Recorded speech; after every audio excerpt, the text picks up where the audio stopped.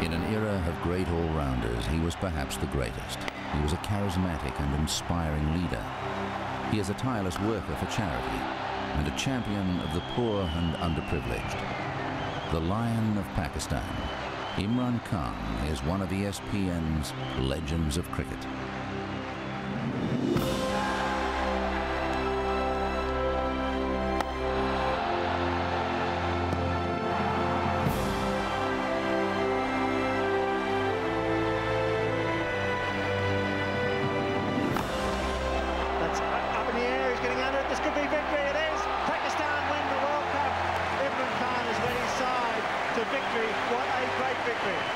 In the twilight of his career, Imran Khan led Pakistan to its greatest triumph, an improbable victory in the 1992 World Cup.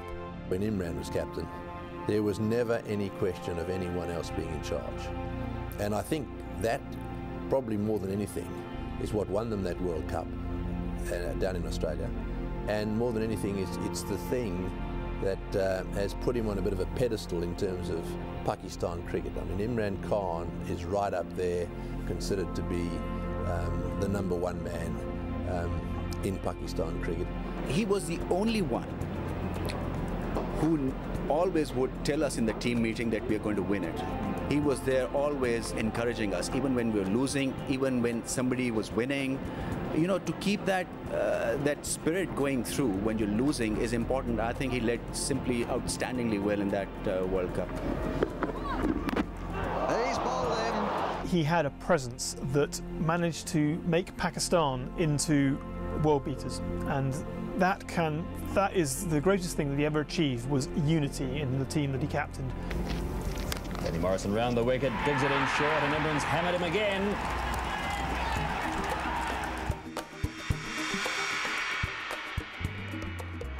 As a bowler, Imran had genuine pace and could move the old and new ball in the air. Well, that's got to be close. He didn't offer a shot, and Barnes is out.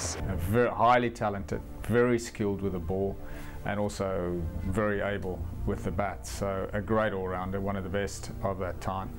And in Test cricket, he was a difficult opponent because he could bowl really quickly, very aggressively, and make some runs down the order as well.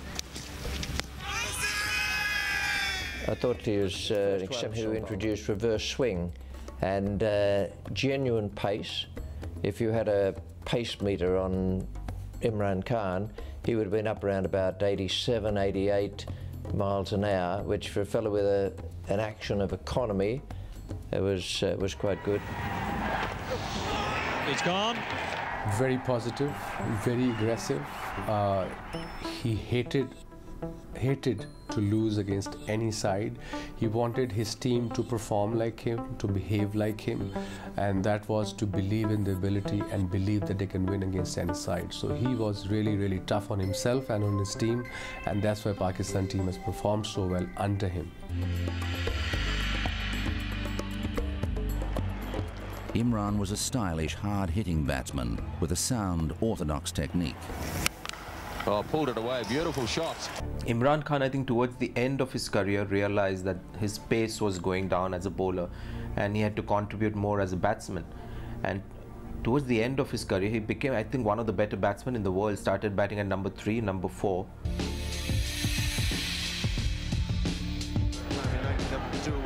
As a captain, Imran led his country with authority and vision. I think he was Pakistan's greatest captain, there's no doubt about it. His ability to motivate youngsters was quite amazing. He passed on the art, he was always talking to the likes of Wasim or Waqar. And I think the attitude, when you see the aggressive attitude and positive attitude of the young Pakistani bowlers, you've got to thank Imran Khan for that, because he was instrumental there. He was always there, the first one to be there at the ground and last one to leave the ground. He was a hard-working to the core, and that's what made him such a successful captain.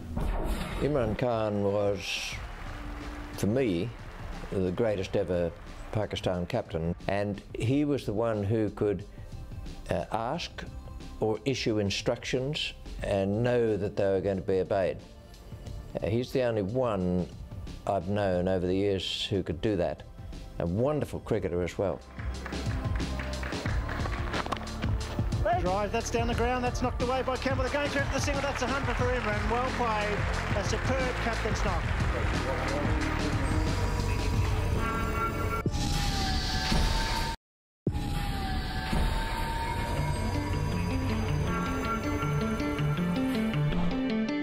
Imran Khan was first selected for Pakistan in 1971. It would be another 5 years before he would establish himself at the highest level.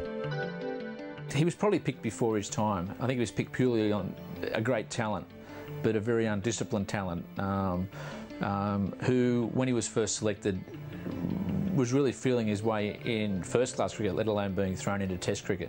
And some of his early performances, he came across as an undisciplined cricketer. And he really didn't solidify his place in the side until 1975, 1976. But in that meantime, from his Test debut in 71 through there, he had studied at Oxford University. And I think learnt much about life, much about himself, and much about cricket in that period.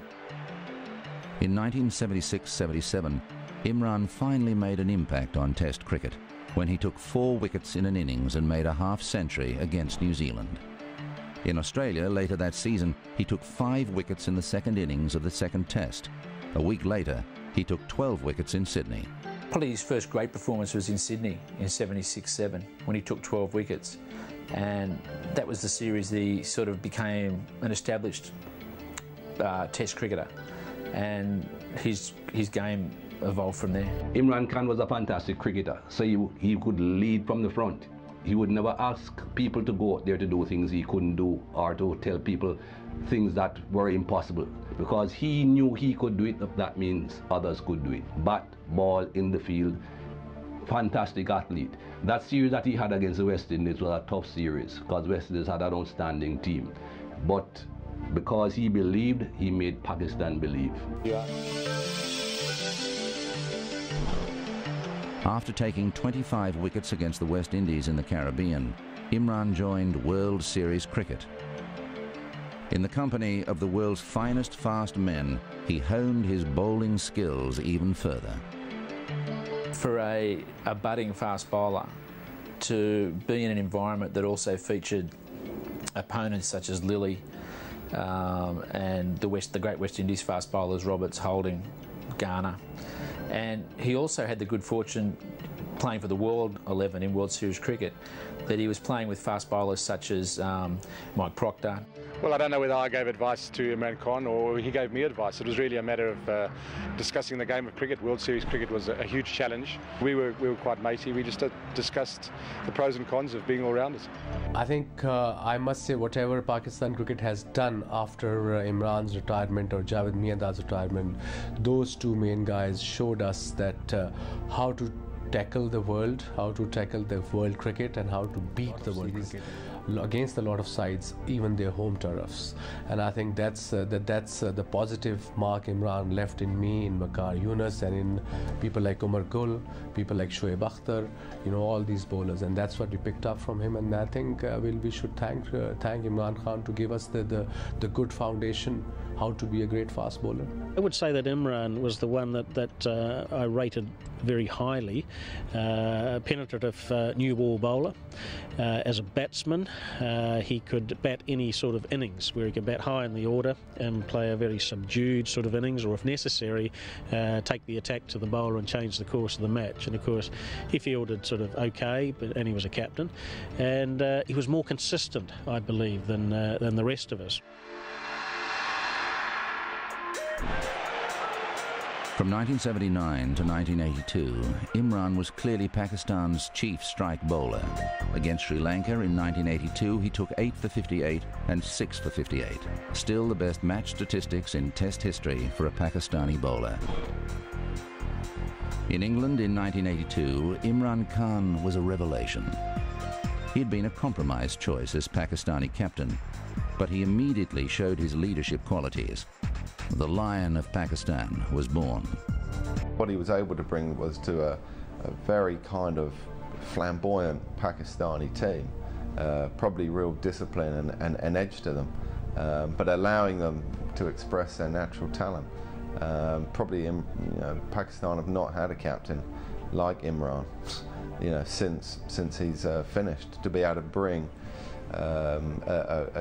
not a team of individuals, but all very different characters. And occasionally you could say that Pakistan were ill-disciplined, but he was able to bring all their talents to the table and to get them to produce. Pakistan, I think, have produced a lot of great cricketers, but they have never really produced too many great teams because of leadership. And I think Imran Khan, the leadership that he brought to that Pakistan team, made him, in my opinion, the greatest captain Pakistan perhaps ever had, but certainly the best one I ever saw. After losing the England series narrowly, Pakistan went on to beat Australia and England at home. In these two series, totaling 9 Test matches, Imran took an amazing 53 wickets. During the 1982-83 series against India, Imran took 40 wickets in the series, despite struggling with what was thought to be deep-seated bruising to a shin. It was later confirmed that he had a severe stress fracture. He would not bowl another ball in Test cricket for 3 years. He didn't play at his peak when he was 30, 31 years old, when bowlers touches their peak of fast bowling. When you get to know as a bowler about reverse swing, when you know as a bowler how to bowl the new ball. Imran didn't play for 2 years because of his shin injuries. So I think he got 366 wickets. He would have been easily gone past 450, I reckon, if he would have played those 2 years. But definitely one of the fastest bowlers in that particular era, that's for sure, and dangerous.